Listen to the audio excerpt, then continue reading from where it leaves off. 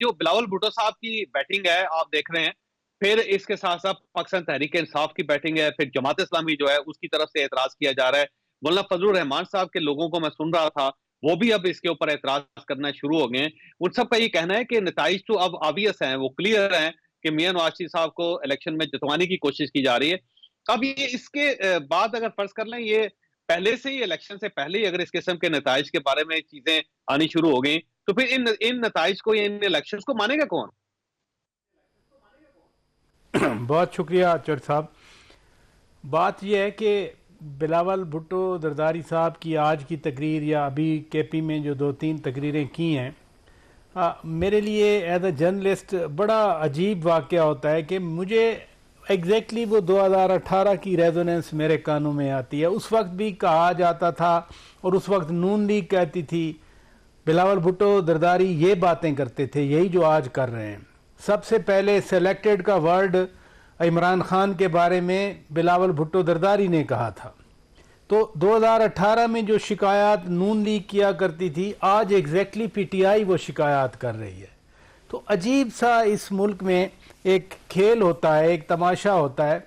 बड़ी अजीब बात है चौर साहब के सबको पता होता है कि होने क्या जा रहा है। सिर्फ ये नहीं कि सियासी डेवलपमेंट्स का पता चल जाता है, बल्कि अभी आप जैसे कह रहे हैं कि कल मियां नवाज शरीफ को रिलीफ भी मिल जाएगा, तो अदालती फैसलों का भी पता चल जाता है। हम इतनी अक्लमंद कौम हैं, अल्हम्दुलिल्लाह। बिलावल भुट्टो जरदारी सही कह रहे हैं, बिल्कुल सही कह रहे हैं कि आप इलेक्शन करवाएं, लोगों के पैसे खर्च हों, सरकार का पैसा, यानी यही पैसा था ना 14 मई के इलेक्शन के लिए। फेडरल गवर्नमेंट ने कहा कि पैसे नहीं है, अब वो पैसा लगेगा, वो 65 अरब रुपए है। अगर 65 अरब रुपए लगाने के बाद फिर कोई धरना लेके आया जाए, और बिलावल भुट्टो जरदारी किसी खास की बात नहीं कर रहे, वो कहते हैं एक जीतेगा तो दूसरा धरना लेके आ जाएगा, दूसरा जीतेगा तो पहले वाला धरना लेके आ जाएगा। तो क्या ये यही चलना है पाकिस्तान में? देखें, परसेप्शन जो बनी है या बनती जा रही है कि मियां साहब आ रहे हैं, तो पहली बार तो नहीं बन रही। अब 88 में हमें मालूम था, हम स्टूडेंट थे, कि पीपल्स पार्टी जीत रही है। फिर 90 में एग्जैक्टली आईजेआई बनाई गई और यही तासुर था कि जी इस वक्त तो मियां साहब जो है वो जीत रहे हैं। अब 97 वाले इलेक्शन में यही तासर था कि बेनजीर भुट्टो शहीद को निकाला गया है तो मियां साहब आ रहे हैं। 2002 के इलेक्शन में यही था कि नून लीग भी हारेगी, पीपल्स पार्टी भी हारेगी। पीपल्स पार्टी ने ज्यादा सीटें ली, 22 बंदे तोड़ के पैट्रियट्स बना दिया गया, लेकिन वही हुकूमत जनरल परवेज मुशर्रफ की बनाई गई।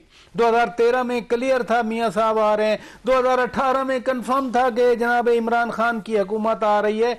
तो कौन सा पहली बार ये एक ऐसा होने जा रहा है जिसकी अब बड़ी फिक्र खाए जा रही है हमें पाकिस्तान में, जब तक सियासतदान मैच्योरिटी नहीं करते। एक और चीज भी चौर साहब मैं जरूर बयान करना चाह रहा हूं, इस वक्त तो सारे मामला तो सियासतदानों के हाथों में नहीं है। मईशत देख लें, वो IMF ले गया या वो फैसिलिटेशन काउंसिल है। अगर सियासी चीजें हैं तो वो तो अदालतों के पास हैं। आज 5 अहम केसेस लगे हुए थे चर साहब। साइफर वाला केस लगा हुआ था, फिर वो शाह महमूद कुरैशी साहब वाला केस सुप्रीम कोर्ट में अपील चली गई, नैब तहकीकात करने 2 टीमें जनाब वो अडियाला जेल में पहुंच गई।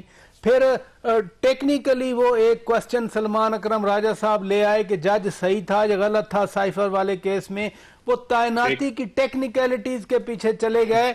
इस क्वेश्चन को एड्रेस नहीं किया कि साइफर, जिसका नाम ही साइफर है, यानी एक सीक्रेट चीज है, उसको लहरा कर पाकिस्तान की खारजा पॉलिसी को क्या नुकसान पहुंचाया गया और उस सीक्रेट डॉक्यूमेंट से सियासी फायदा लिया गया या नहीं लिया गया, इस चीज पे डिबेट ही नहीं हुई। वैसे प्रेशर मैंने ब्रेक लेनी है, सवाल आपके पास ही छोड़ के जा रहा हूं कि देखिए पाकिस्तान में हर चीज नाखालस है। यहाँ पे दूध खालस नहीं मिलता, गंदम खालस नहीं मिलती, यहाँ पे दवाइयां खालस नहीं मिलती, और उसके साथ साथ हमारी जमहूरियत भी नाखालस है।